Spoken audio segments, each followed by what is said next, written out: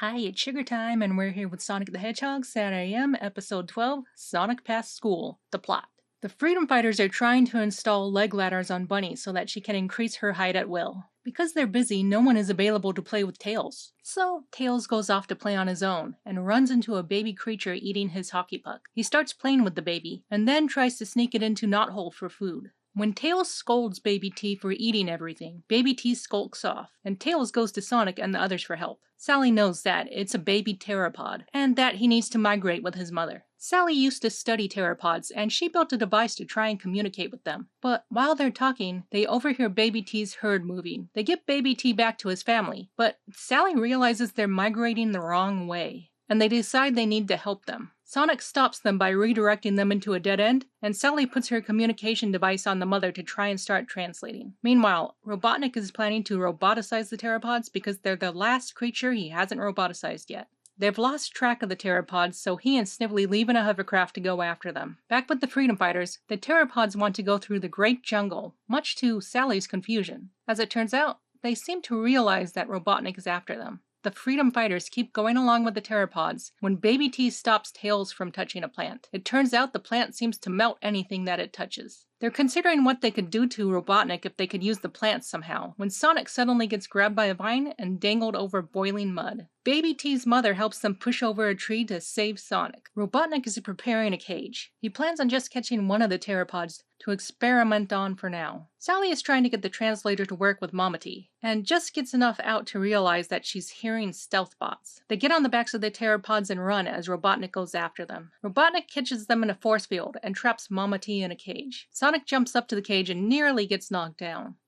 Bunny uses her new ladder legs to raise herself up and break open the cage. Sonic reverses the pulley to drop the cage back down, but Bunny's leg gets stuck. Rotor has to fix her legs so that she can get out from underneath the cage. While they've gotten out of the cage, Robotnik relishes that he has them all trapped. Sonic uses the power ring to break open an exit through the force field and they all escape. Then, Sally manages to translate some of what Mama T is saying, and she suggests they use the scorched plants to fight Robotnik, and knows where some of them are. Sonic runs off and leaves the stealth bots into the Great Jungle, suddenly turning right before the scorched trees and letting the stealth bots run into them. Robotnik barely pulls up in time to avoid hitting them, but he's lost them. Sonic continues considering that they could hurt Robotnik if they had a way to transport the scorched plants, and Sally tells him that she figured out that the seeds are harmless, so they can take those and plant them. I don't know what they do with them after that, but they got them at least. As it turns out, Mama T knew how to get to their new home. Tails and Baby T have to say goodbye to each other. Unfortunately, once they finally translate what Baby T is saying, he sounds just like Sonic. Favorite moments. When they're done,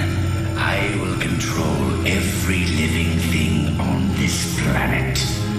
Except for the Freedom Fighters, sir. I am aware of that, Sniffly. You don't have to remind me. You know, this is one of the more serious versions of Robotnik, but I can see why people remember him so fondly. He really is kind of funny in his own way, and he always has good line deliveries. Discussion. I'd say this episode is somewhere in the middle enjoyment-wise. The story is solid enough, and they try to give different characters things to do. It's also a Tails-centric episode. Up to now, Tails has really barely done anything. There was actually a missed opportunity for, of all characters, Tails. When Mama T was being lifted in the cage, it would have been a great time for the fact that he can fly to actually play a role. Instead, they just have Sonic jump up on his own. So I would have tweaked that part to give Tails a chance to do something important, especially when it can highlight his special ability. I think the biggest issue with this episode is being a bit generic. I don't consider it important for any sort of ongoing plot. Nothing really amazing happens, it's just sort of an alright filler episode. There is a bit of an error. Tails starts calling the little creature Baby T before he even knows what it is. How would he know to use a T when he doesn't know that it's a pteropod yet? But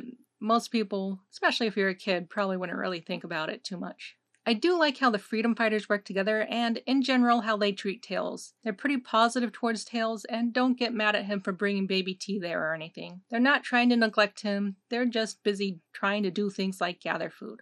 And when he has a problem, they go to help him right away. It is a good episode for showing that they care about nature, and they try to intervene and help the pteropods. So this episode feels perfectly acceptable, but it also doesn't feel like it adds much to the story. This is also another case of these made-up animals being brought into the picture that don't really feel very much like Sonic the Hedgehog universe characters. I don't think they feel as out of place as Dulcie does later on, and I'll talk more about her when we get to her, but it does sort of feel like dinosaur creatures are just plopped in.